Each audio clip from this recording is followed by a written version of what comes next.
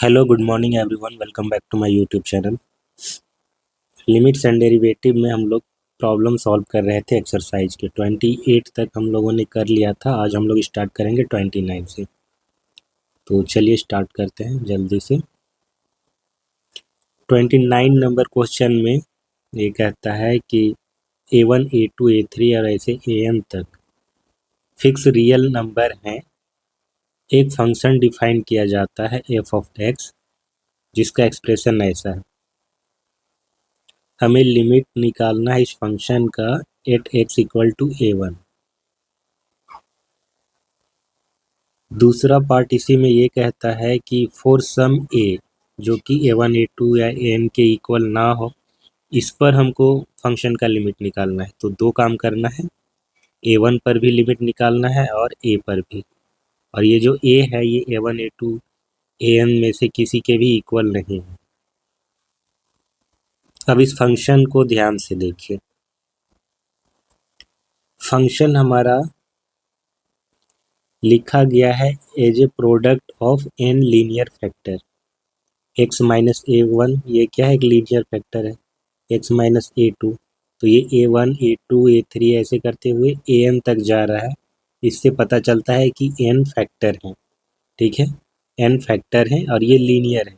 अगर इन सबको मल्टीप्लाई कर दिया जाए तो x टू द पावर कितना होगा, n फैक्टर है ना, तो n टाइम्स ये x मल्टीप्लाई होगा, तो x का जो मैक्सिमम पावर होगा वो n होगा और ये मिलेगा हमको एक पॉलिनोमियल। तो f ऑफ x क्या है, एक पॉलिनोमियल फंक्शन है ऑफ डिग्री n। ठीक है, इतना समझ गए।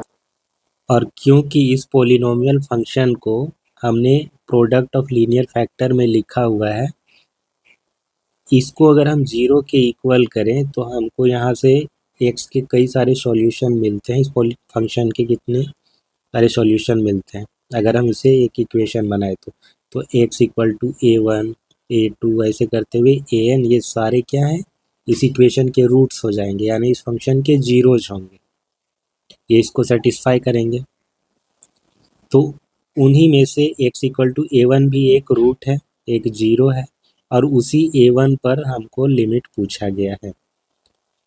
तो जो रूट्स होता है वहाँ पर फंक्शन का वैल्यू जीरो होता है। अगर ग्राफ से समझना चाहें, ये हमारा x एक्सिस है और ये y एक्सिस। जो पॉलिनोमियल है n डिग्री का, वो अगर n सारे रूट्स हैं, क्योंकि लीनियर फैक्टर ऑलरेडी कर दिया गया है, यहाँ पर लीनियर फैक्टर नहीं होने की तो बात ही नहीं है। तो लीनियर फैक्टर जब ऑलरेडी कर दिया गया है, दैट मीन्स इसके n रियल रूट होंगे। तो जो फंक्शन का ग्राफ होगा वो n टाइम्स x एक्सिस को टच करेगा या कट करेगा।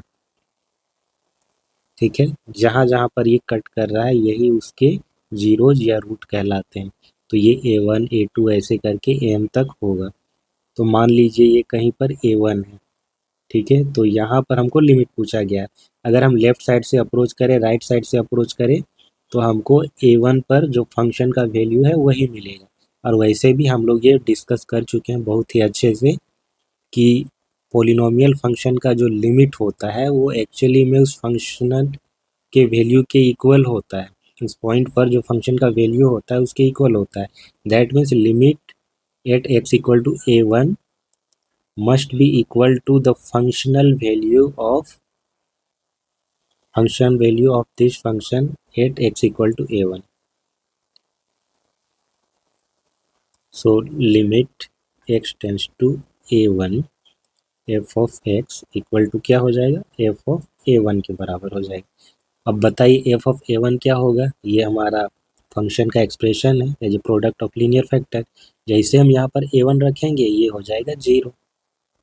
तो चलिए रखते हैं A1 minus A1, A1 minus A2, A1 minus A3, A1 minus An। तो ये जीरो हो जाएगा पूरा का पूरा एक फैक्टर की वजह से। 9 for some a not equal to A1 A2 A3 and An। A कोई रियल नंबर है जो इनमें से किसी के इक्वल नहीं है, इस पर हमको लिमिट निकालना है। Limit x tends to a f of x. तो इसका लिमिट क्या होगा, फंक्शन के वैल्यू के बराबर होगा, x इक्वल टू ए पर जो फंक्शन का वैल्यू होगा, that means a minus A1 a minus A2 a minus A3 dot dot dot a minus An। ये हो जाएगा लिमिट इसका x इक्वल टू ए पर। अगले क्वेश्चन पे चलते हैं, क्वेश्चन नंबर 30। सो ये एक पीस वाइज डिफाइंड फंक्शन है। पीस वाइज डिफाइंड फंक्शन का मतलब वही स्प्लिट फंक्शन जो किसी पॉइंट पर स्प्लिट हो जाता है, अलग अलग पीसेस में बट जाता है, इसको पीस वाइज डिफाइंड फंक्शन बोलते हैं। तो x इक्वल टू 0 पर ये फंक्शन का वैल्यू 0 है। x लेस देन 1 के x लेस देन 0 के लिए ये फंक्शन ऐसा है, ग्रेटर देन 0 के लिए ये फंक्शन ऐसा है। लास्ट क्लास में हमने डिस्कस किया था कि इस तरह के फंक्शन को हम लोग कैसे ट्रेस करते हैं। अगर एक फंक्शन का ग्राफ हमको पता है तो उस फंक्शन में अगर कुछ चेंज होता है, उसके वेरिएबल में कुछ ऐड किया जाता है या सब्ट्रैक्ट किया जाता है या फिर फंक्शन में ही ऐड किया जाता है, तो ग्राफ को हम कैसे चेंज कर सकते हैं। So we already know the graph of mod of x. ये कैसा होता है, ऐसा दिखता है मॉड ऑफ एक्स का। अब उसमें अगर हम 1 ऐड कर दें, ठीक है, एक्स में नहीं ऐड हो रहा है बल्कि फंक्शन में ऐड हो रहा है। एक्स में ऐड होता तो ऐसा लिखा जाता, उस केस में वो लेफ्ट की ओर 1 यूनिट शिफ्ट करता है। जो तो ये फंक्शन में ऐड हो रहा है तो 1 यूनिट ये ऊपर की ओर शिफ्ट करता है, ऐसा हम डिस्कस कर चुके हैं। और ये कब हो रहा है, एक्स लेस देन 0 के लिए, यानी कि वैल्यू ये लेगा लेस देन 0, 0 से कम, एग्जैक्टली 0 पर इसका वैल्यू हो रहा है हमारा 0। तो जब x इक्वल टू 0 होगा फंक्शन का वैल्यू 0, ये सेंटर है, ठीक है। x लेस देन 0 के लिए अब देखते हैं, x लेस देन 0 के लिए इसका ग्राफ। तो इसका ग्राफ कैसा होगा, सबसे पहले तो समझिए मॉड ऑफ x का ग्राफ ऐसे जाता है। अब उसमें 1 ऐड हो रहा है तो ये 1 यूनिट ऊपर की ओर शिफ्ट करेगा और ये राइट साइड। बट कंडीशन क्या है, x लेस देन 0, यानी कि x जो है पॉजिटिव वैल्यू नहीं लेगा, 0 से कम ही लेगा। 0 पर तो ये 0 दे रहा है, 0 से बस थोड़ा सा ही कम करेंगे कि इस वाले फंक्शन के अकॉर्डिंग मिलेगा हमको वैल्यू। तो जो राइट साइड हमने ये बनाया है ना, ये चीज़ नहीं होगा। ये इसलिए बनाया ताकि मैं दिखा सकूं कि ये यहाँ से कैसे शिफ्ट किया। अब यहाँ पर शिफ्ट किया, ये कंडीशन भी लगाएंगे तो राइट साइड वाला को हम लोग मिटाएंगे, ठीक है, ये नहीं होगा। तो ये बस लेफ्ट साइड वाला ये लाइन रिप्रेजेंट करेगा इस फंक्शन को। नाउ x ग्रेटर देन 0 के लिए मॉड ऑफ x माइनस 1, तो ये नीचे की ओर शिफ्ट करता है, ठीक है। मॉड ऑफ x का जो ग्राफ है वो ये होता है। अब ये -1 होने की वजह से ये नीचे की ओर शिफ्ट करेगा, यानी कि यहाँ पर ऐसे। और क्योंकि x ग्रेटर देन 0 है तो लेफ्ट साइड वाला तो नहीं होगा, बस राइट साइड वाला होगा। तो यहाँ से ये इस ओर जाएगा।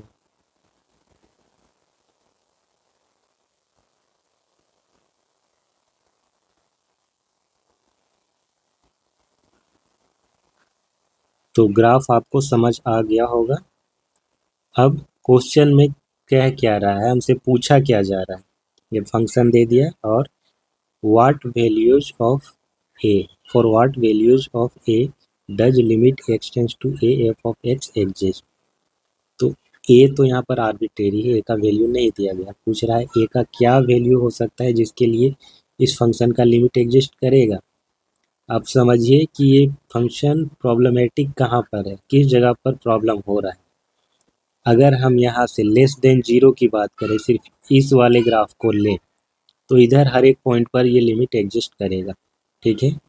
क्योंकि एक लीनियर पॉलिनोमियल की तरह ये हो जाएगा, लीनियर फंक्शन है तो डायरेक्टली फंक्शनल वैल्यू के इक्वल हो जाता है लिमिट, इसका आसान है लिमिट निकालना। ठीक उसी तरीके से ग्रेटर देन 0 के लिए इस वाले फंक्शन के लिए, तो इसका भी लिमिट एग्जिस्ट करेगा हर एक पॉइंट पर इधर। प्रॉब्लम हो रहा है x इक्वल टू 0 पर।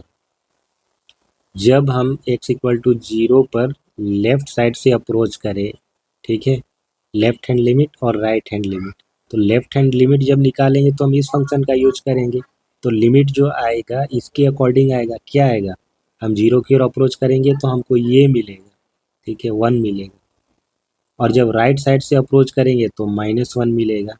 तो x इक्वल टू 0 पर लेफ्ट हैंड लिमिट और राइट हैंड लिमिट इक्वल नहीं हो रहा है, इसीलिए x इक्वल टू 0 पर एग्जिस्ट नहीं करेगा। तो a का क्या क्या वैल्यूज पॉसिबल होगा, every real number except 0।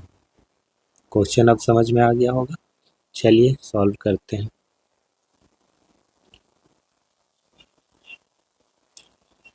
The function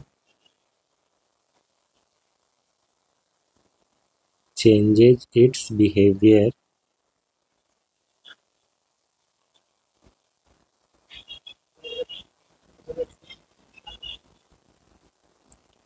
at x equal to 0. The only point we need to check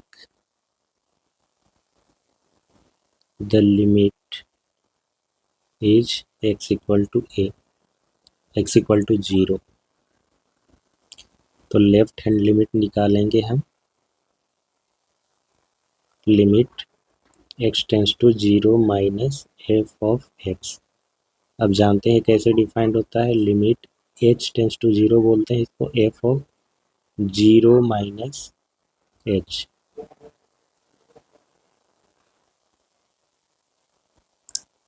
so left hand limit के लिए हम कौन सा यूज करेंगे, मॉड ऑफ x प्लस 1।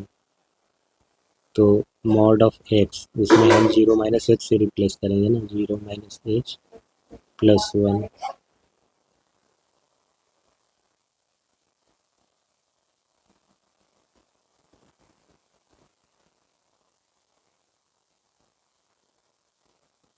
तो मॉड ऑफ माइनस एच है, ये तो पॉजिटिव बना देगा, वैसे भी एच का वैल्यू इसमें 0 ही रखना है, तो ये 0 मॉड प्लस 1, ये हो जाएगा 1। राइट हैंड लिमिट निकालते हैं, limit x tends to 0 plus f of x equal to limit h tends to 0 f of 0 plus h। इसके लिए कौन सा फंक्शन यूज करेंगे, नीचे वाला मॉड ऑफ x माइनस 1।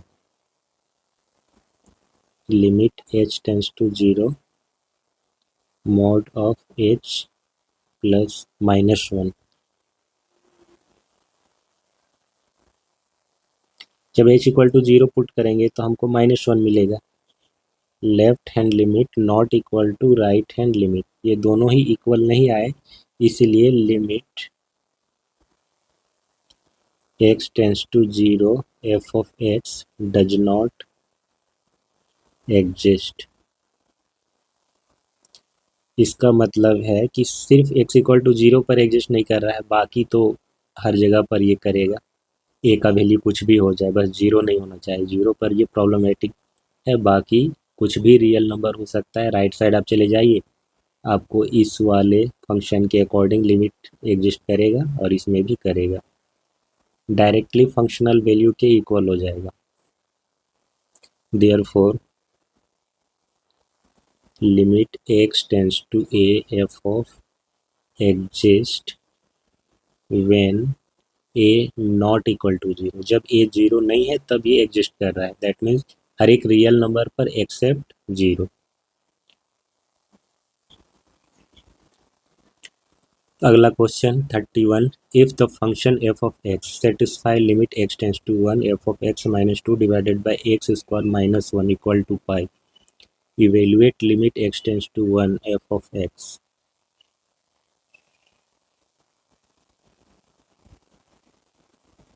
सो एक फंक्शन है जो इसको सेटिस्फाई कर रहा है, तो हमको निकालना है लिमिट इस फंक्शन का x इक्वल टू 1 पर।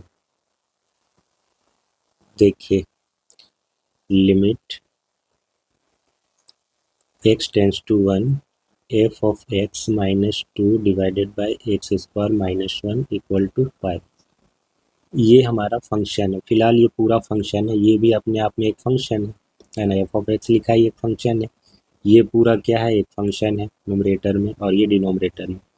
तो ये एक पॉलिनोमियल हो सकता है, ठीक है, कोसेंट फंक्शन भी बोल सकते हैं, और अगर ये पॉलिनोमियल हुआ तो रेशनल फंक्शन बोल सकते हैं। अब यहाँ पर समझना ये है कि जब भी हम x इक्वल टू 1 अगर पुट करें तो डिनोमिनेटर हो जाएगा 0, ठीक है, डिनोमिनेटर हो जाएगा 0। अगर न्यूमरेटर हुआ non zero x equal to 1 put करने पर, अगर f ऑफ 1 माइनस 2 ये नॉन जीरो हुआ तो फिर तो हो जाएगा ऊपर समथिंग बाई, ऊपर समथिंग मतलब कोई नॉन जीरो वैल्यू और नीचे 0, ये हो जाता है अनडिफाइंड, इस पर लिमिट एग्जिस्ट ही नहीं करेगा। तो लिमिट एग्जिस्ट कब करता है, या तो नीचे भी नॉन जीरो आ रहा हो और ऊपर भी कुछ नॉन जीरो, या ऊपर जीरो भी आ सकता है उस केस में। लेकिन अगर नीचे जीरो आया और ऊपर नॉन जीरो तो फिर तो लिमिट एग्जिस्ट नहीं करेगा। नीचे जीरो और ऊपर भी जीरो आता है, 0/0, जिसको बोलते हैं इनडिटर्मिनेट फॉर्म, इस केस में लिमिट एग्जिस्ट करने के चांसेस होते हैं। तो नीचे ऑलरेडी जीरो है, हम देख रहे हैं, तो ऊपर वाला को भी जीरो होना पड़ेगा, तभी जाकर के ये चीज़ सेटिस्फाई होगी, लिमिट एग्जिस्ट करेगा और ये पाई के इक्वल होगा। सिंस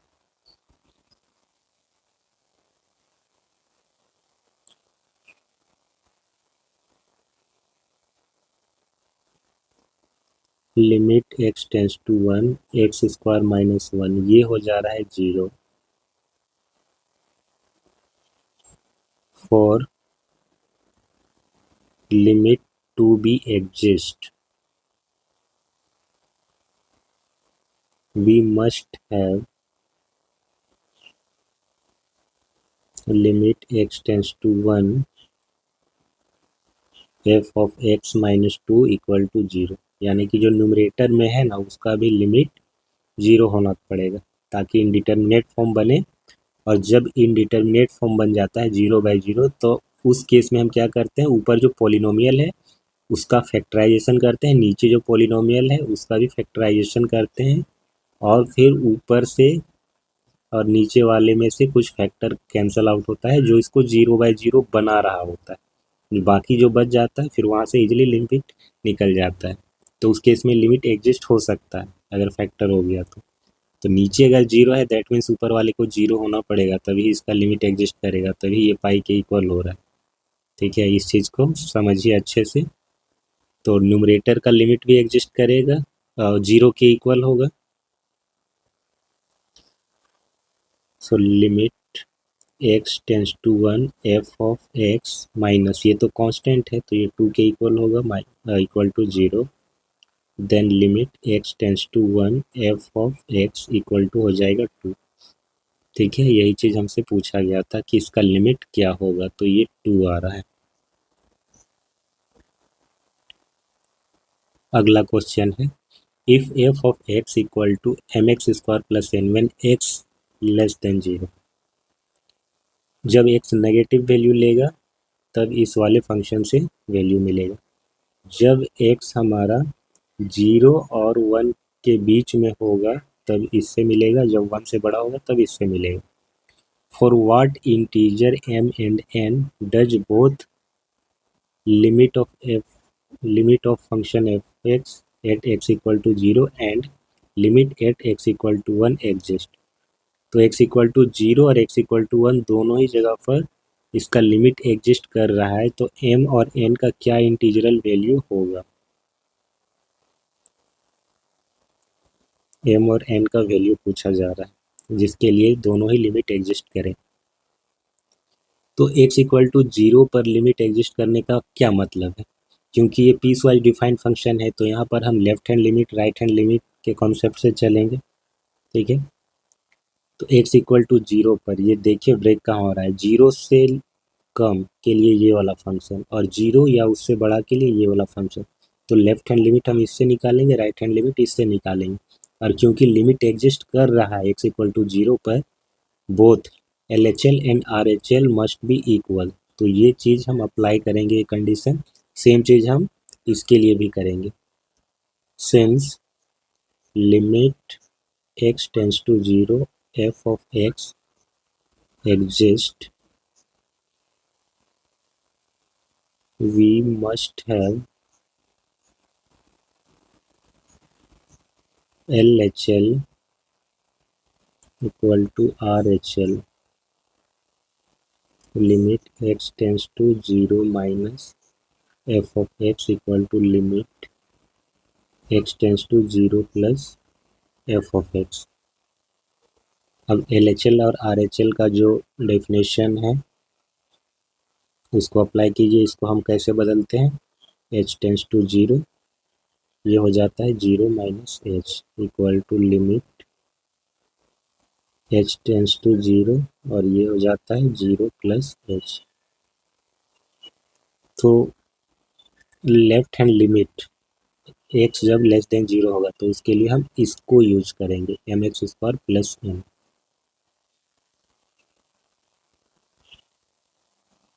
सबसे पहले तो ये माइनस h होगा, लिमिट h टेंस टू 0 और ये h। सो इसको रिप्लेस करेंगे x की जगह पर माइनस h, तो m limit h tends to 0 m minus h square plus m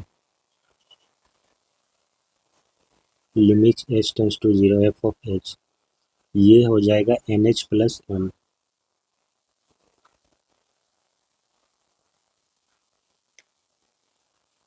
क्योंकि ये पॉलिनोमियल्स हैं, ये क्वाड्रेटिक पॉलिनोमियल है, एक लीनियर पॉलिनोमियल है, तो डायरेक्टली हम इसमें h इक्वल टू 0 पुट कर सकते हैं।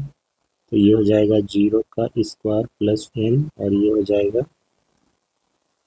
0 प्लस m। तो हमको क्या मिलेगा, n equal to m, n equal to m मिल गया, एक कंडीशन। नाउ सेकेंड पार्ट इसका, limit x tends to 1 f of x, ये भी एग्जिस्ट करता है। तो 1 पर भी ये फंक्शन ब्रेक हो रहा है, ये दो जगह पर ये पीस वाइज डिफाइंड है, 0 से लेफ्ट साइड अलग, 0 से राइट साइड अलग, फिर 0 से जो राइट साइड अलग है वो 1 तक ही है, फिर 1 से ग्रेटर देन के लिए वो अलग तरीके से डिफाइंड है। तो इसका LHL 1 पर ये वाला यूज करेंगे और RHL के लिए हम ये यूज करेंगे। Since limit x tends to 1 f of x exist, we have limit, इसका LHL क्या हो जाएगा, x tends to 1 minus f of x और RHL के इक्वल हो जाएगा limit x tends to 1 plus f of x। तो लेफ्ट हैंड लिमिट के लिए हम nx प्लस m को यूज करेंगे। लिमिट इसको चेंज करेंगे, h tends to 0 f of 1 minus h, 1 minus h और ये limit h tends to 0 f of 1 plus h। Function क्या है इसका, nx प्लस m, तो हो जाएगा mh और n और x की जगह पर 1 माइनस h रखेंगे हम।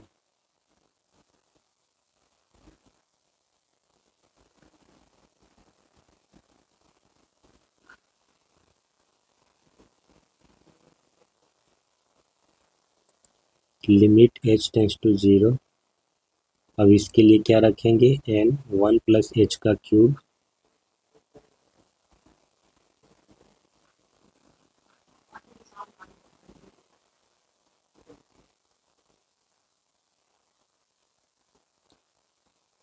No limit. अब ये दोनों ही पॉलिनोमियल है, ये एक क्यूबिक पॉलिनोमियल है h में और ये एक लीनियर पॉलिनोमियल है। तो पॉलिनोमियल का लिमिटिंग वैल्यू क्या होता है, डायरेक्टली फंक्शनल वैल्यू के इक्वल होता है। तो हम h इक्वल टू 0 ही डायरेक्ट पुट करेंगे इसमें, n times 1 minus 0 plus m equal to n times 1 plus 0 cube plus m।